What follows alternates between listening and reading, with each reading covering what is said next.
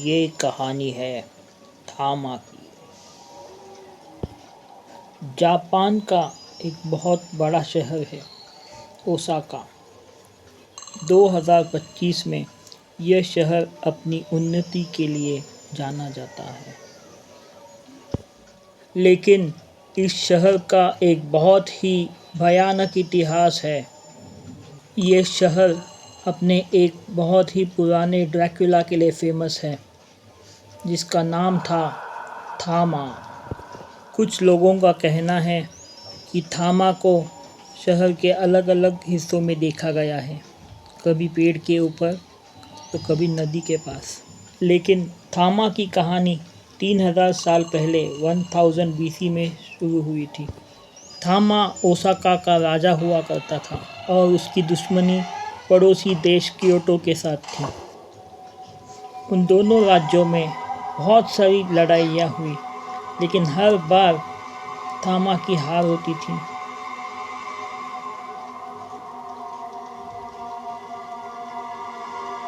हार के बावजूद भी वो फिर से एक नई सेना खड़ी करके क्योटो पर हमला करता था। क्योटो के पास आधुनिक हथियार थे, इसीलिए थामा फिर से हार जाता था।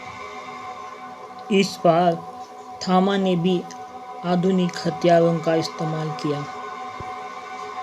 बहुत ही घमासान लड़ाई हो गई। ओसाका के लगभग सभी सैनिक मारे गए। थामा को आत्मसमर्पण करना पड़ा और देश निकाला दिया गया। शैतान ये सब देख रहा था। उसने सोचा कि मैं थामा की मदद से एक नया ड्रैकुला बनाऊंगा और दुनिया पे राज करूंगा। वो थामा से मिलकर उससे बात करने लगा। थामा ने शैतान से कहा, मैं तुम्हारे लिए कुछ भी कर सकता हूँ, बस मुझे लड़ाई जीतने में मदद करो। शैतान ने उसे एक मंत्र बताया, जिससे कि वो बहुत ही ज़्यादा शक्तिशाली हो गया था, लेकिन वो बन गया था एक ड्रैकुला, जो अभी काम करने लगा था शैतान के इशारों पर। उसने क्योटो के राजा को एक चिट्ठी लिखी कि हर रोज़ एक इंसान की बलि देकर मेरे पास भेजो। लेकिन क्योटो के राजा ने बात नहीं मानी, तो थामा ने काले जादू की मदद से क्योटो में एक बहुत ही भयानक बीमारी फैला दी। क्योटो के लोग शहर छोड़कर जाने लगे। थामा ने क्योटो के लोगों को कहा कि आप मेरे लिए मजदूरी करो, मैं आपको कुछ नहीं करूँगा। लेकिन रात होते ही वो किसी एक इंसान को लेकर आता और उसका खून पी जाता। कुछ ही दिनों में उसने क्योटो के राजा को भी मार डाला। सभी लोग उससे डरने लग गए थे, लेकिन उसने कहा, या तो आप मेरी तरह वैम्पायर बन जाओ या फिर शहर छोड़ के चले जाओ। बहुत सारे लोग उसके कहने पर वैम्पायर भी बन गए। क्योटो के पुस्तकों में लिखा गया था कि जब ड्रैकुला आएगा तो उसे मारने के लिए एक रक्षक भी आएगा। वो होगा क्योटो का योद्धा।